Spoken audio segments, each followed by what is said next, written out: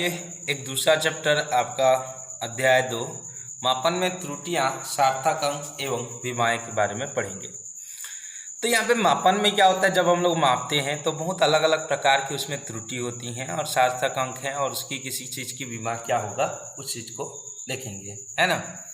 तो सबसे पहले है यथार्थता। मापित मान देखिए, जब हम लोग किसी चीज़ को मापते हैं अपने द्वारा तो उसको मापित मान बोलते हैं।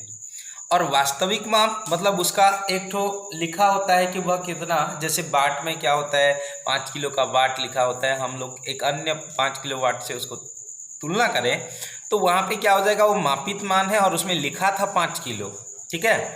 में जितना निकट होता है मापन की यथार्थता उतना अधिक होता है। मतलब आप उसमें 5 किलो लिख रहे हैं और आपका क्या होता है 4.87 आता है या 4.99 आता है, तो ये उसकी उतनी क्या होती है, यथार्थता। तो मापन की यथार्थता मतलब वह जितना ज़्यादा निकट होगा वास्तविक मान के तो उसको यथार्थता कहते हैं।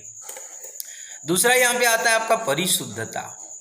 परिशुद्धता का अर्थ है, परिशुद्धता यह बतलाती है कि कोई राशि किस विभेदन सीमा तक मापी जा सकती है। मतलब देखिए, वही मैं बोला कि 4.88 तक है तो ये कम परिशुद्ध है, और 4.99 है तो इसका जो परिशुद्धता है वह परिशुद्धता आपका क्या होगा, अधिक से अधिक होगा। तो इस प्रकार से आपका क्या हो जाएगा, यहाँ परिशुद्धता होता है।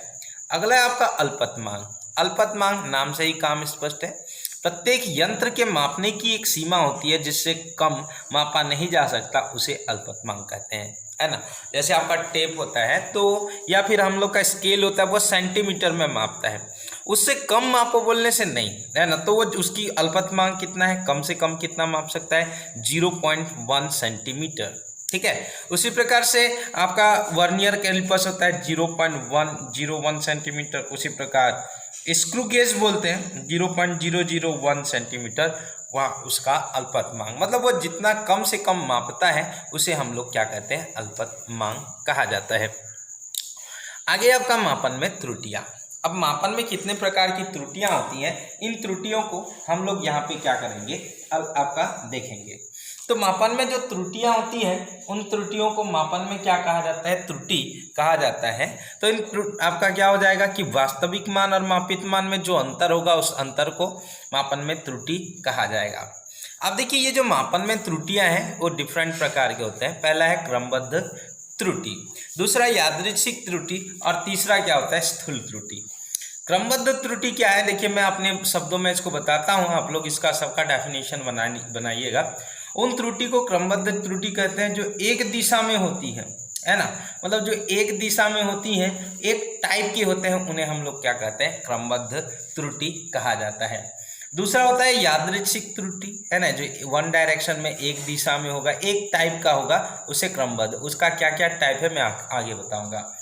यादृच्छिक त्रुटि, जब त्रुटि अनियमित तथा यादृच्छिक रूप से होती है तो इस प्रकार की त्रुटि को क्या करते हैं, आपका यादृच्छिक। देखिए रैंडमली, है ना, तो रैंडमली कहा जाता है इस चीज को कि अलग अलग आपका इस त्रुटि का कोई निश्चित कारण नहीं होता, इस त्रुटि का कोई निश्चित कारण नहीं होता। तो इस प्रकार के त्रुटि में मापन पर मतलब कोई एक निश्चित कारण नहीं हो, अलग अलग कारणों से ये क्या होगा, आपका त्रुटि हो, तो उसे हम लोग यादृच्छिक त्रुटि कहते हैं।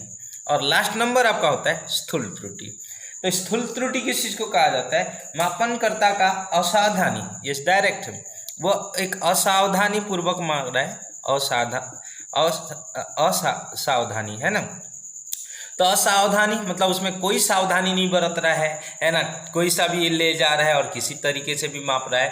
तो यहाँ पे असावधानी के कारण जो त्रुटि होता है वह आपका क्या हो जाएगा, जो गलत ढंग बोला जाता है, उनका जो ढंग होगा उसे आपका होगा आपका स्थूल। तो क्रमबद्ध जो एक दिशा में होता है, यादृच्छिक जो अलग अलग आपका क्या हो जाता है, रूप से होता है, और यहाँ पे क्या होगा, असावधानी के कारण होता है।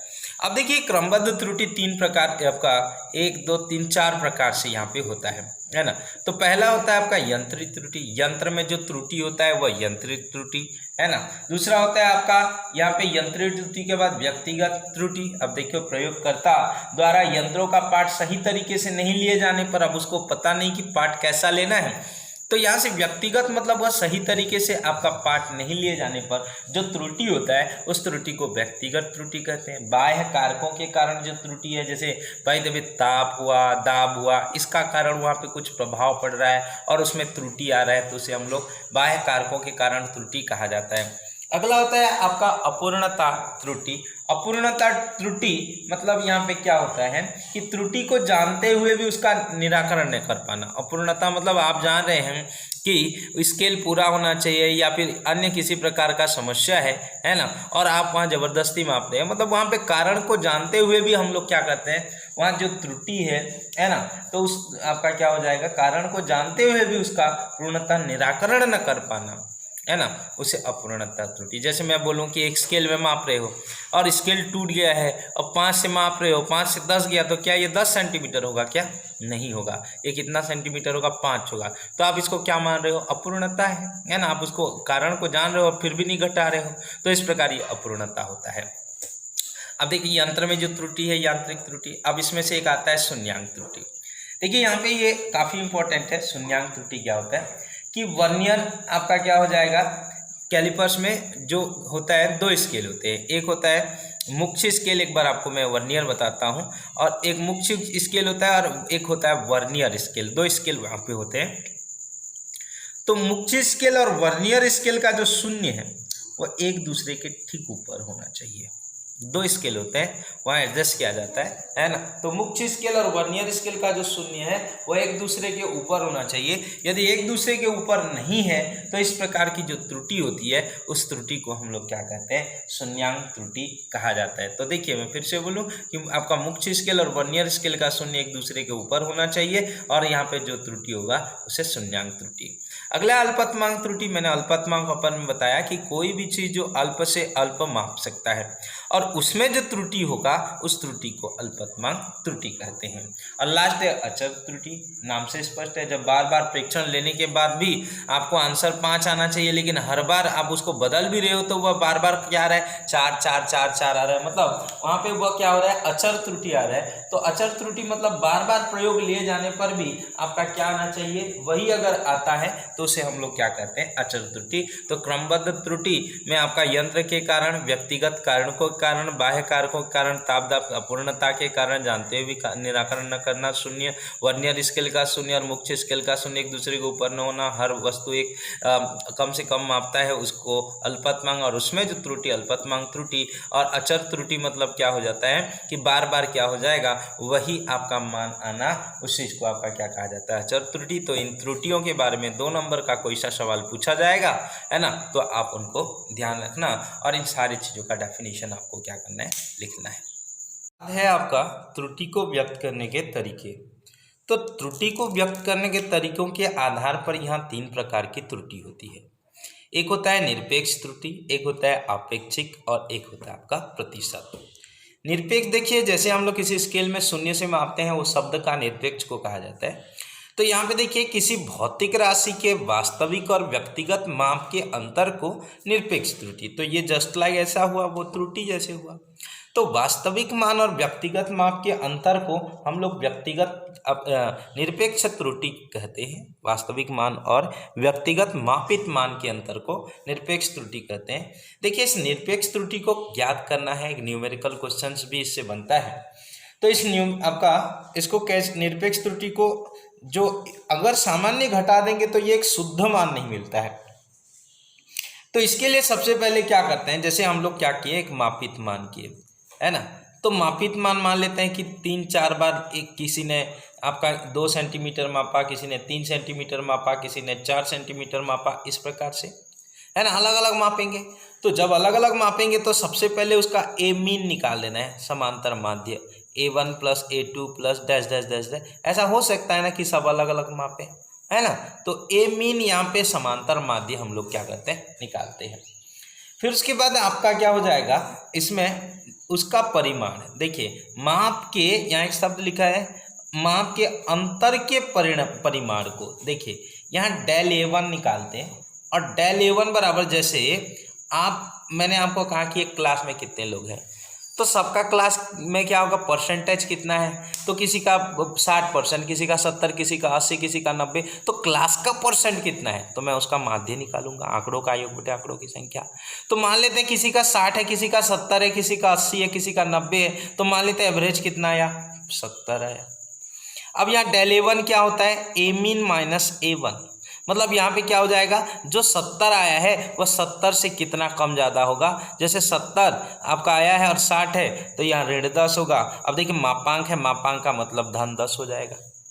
आ रहा है समझ में।